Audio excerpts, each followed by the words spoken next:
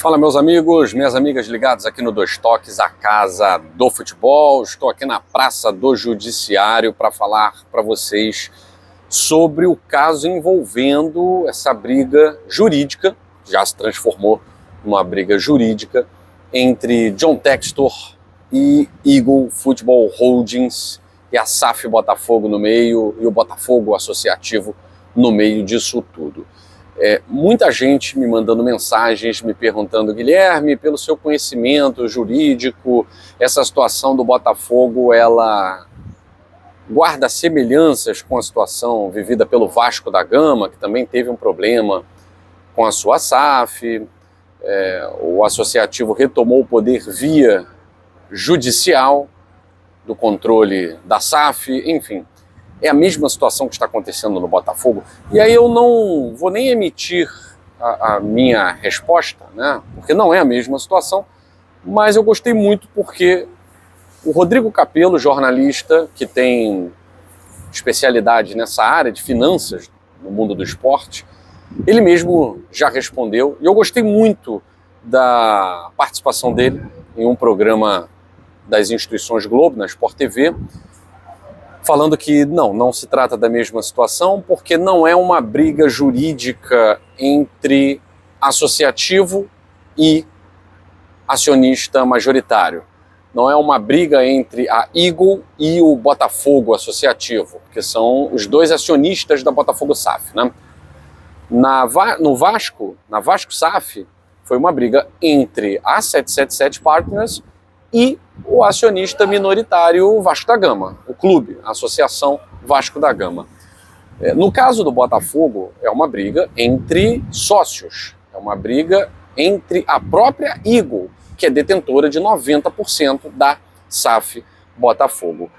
Não cabe aqui afirmar se é uma briga pior ou melhor, tal. Acho que não é esse o ponto, né? A grande questão é que essa briga dentro do Botafogo, assim como a briga no Vasco da Gama, ela foi para o Poder Judiciário. No Poder Judiciário do Rio de Janeiro, o Vasco da Gama conseguiu a decisão necessária para tomar o controle da SAF das mãos da 777 Partners. A questão aqui do Botafogo é um pouco mais complexa e fica mais difícil de o torcedor que adentrar, né, as entranhas dos dois processos, né, porque existem dois processos. Um, que a Botafogo SAF entrou contra a Eagle, permitindo que John Textor continue tomando as decisões, que ele esteja no poder, que a Eagle não possa fazer manobra nenhuma para tirá-lo do poder da Botafogo SAF. E outra, aqui na segunda vara empresarial, essa primeira foi na terceira vara empresarial. E agora a outra, que a Eagle aciona não só John Textor, mas também a Botafogo SAF e também o Botafogo Associativo.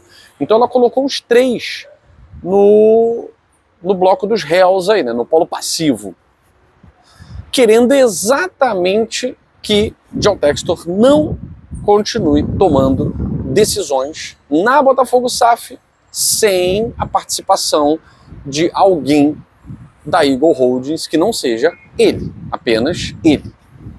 Então nós temos aí uma briga judicial que a qualquer momento pode ficar mais complicada ainda. Por que eu digo a qualquer momento pode ficar mais complicada ainda? Porque a primeira ação adentrada, né, pela Botafogo SAF, essa ação já teve uma decisão liminar. Uma decisão liminar para proteger o patrimônio do Botafogo sem ouvir o outro lado, né? Agora, a Eagle também busca, através dessa ação, uma decisão liminar que impeça qualquer negócio jurídico realizado pelo John Textor sem a anuência de qualquer membro da Eagle que não seja o próprio John Textor. Então, se houver uma decisão liminar favorável à Eagle, aí volta-se a estaca zero na SAF Botafogo antes do dia 17 de julho, que foi o dia da Assembleia Geral, que foi o dia da reunião no Conselho Deliberativo da SAF, que aprovou a manobra do John Textor para tirar o Botafogo do grupo Eagle e jogar o Botafogo nesse novo grupo nas Ilhas Caimã. Então, se houver uma decisão liminar na segunda vara empresarial favorável a esse pedido da Eagle Football Holding de voltar a colocar amarras nas decisões de John Textor, nós teremos o Botafogo permanecendo na Eagle Football Holdings e, de repente, até sem John Textor como o dono das decisões. Não vou dizer sem John Textor no poder, porque ele é o acionista majoritário. Mas a ideia da Eagle Holdings nesse momento, é claro, capitaneada pela Michelle Kang, pela Ares Corp, é tirar John Textor do poder não só do Lyon, e lá já conseguiram, dizem eles, mas também do Botafogo. Também do Botafogo. É uma situação muito complexa e o Rodrigo Capello ele falou algo que é muito real, né? Não dá nesse momento para tomar partido de ninguém. O torcedor do Botafogo, ele está tentado, claro, né, pelas últimas conquistas, tal, a tomar partido do John Textor contra a Ares Corp, Michelle Kang, os outros acionistas da Eagle Holdings, né? É natural. Mas da forma como os fatos estão colocados, é muito difícil tomar um partido. O Rodrigo Capello fala, não dá para saber quem está certo. Porque de um lado você tem as alegações do Textor, de que ele foi tirado, de que ele foi vítima na Eagle, lá na França. Do outro você tem as alegações da Eagle, desses outros acionistas, de que o John Textor quis dar um golpe, quis diluir as ações, enfim, quer dar um golpe na Ares Corp e nos outros acionistas, na Iconic Sports, na Kang, enfim.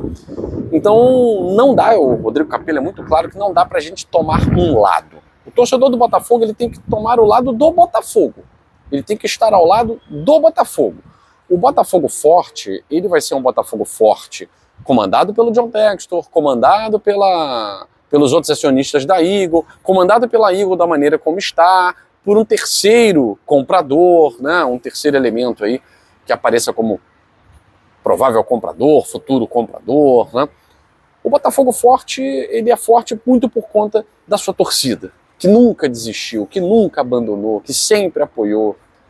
Mas essa situação, ela é muito mais complexa do que a gente está passando aqui para vocês. Então é claro que isso só vai se esclarecer no que no direito se chama de fase de instrução.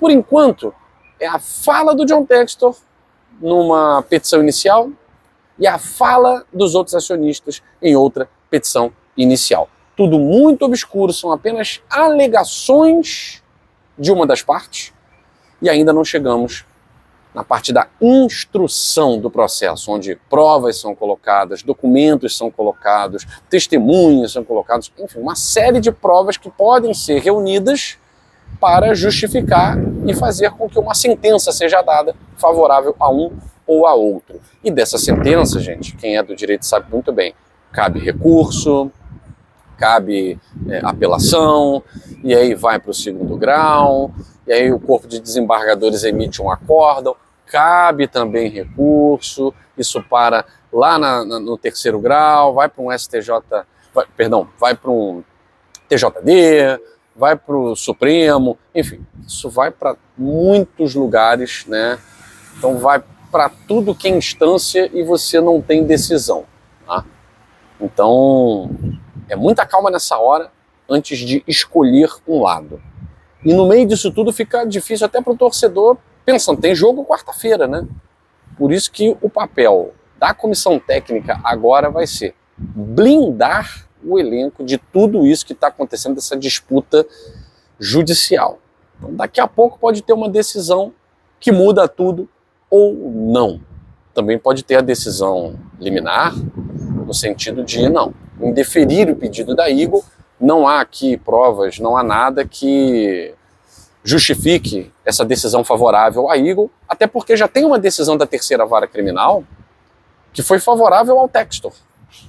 Então, vamos, nos próximos momentos aí, ficar atentos ao que pode acontecer no Poder Judiciário, influenciando nessa batalha dentro da Eagle Football Holding. Fico por aqui, mais tarde a gente volta com outras informações dos bastidores do mundo da bola.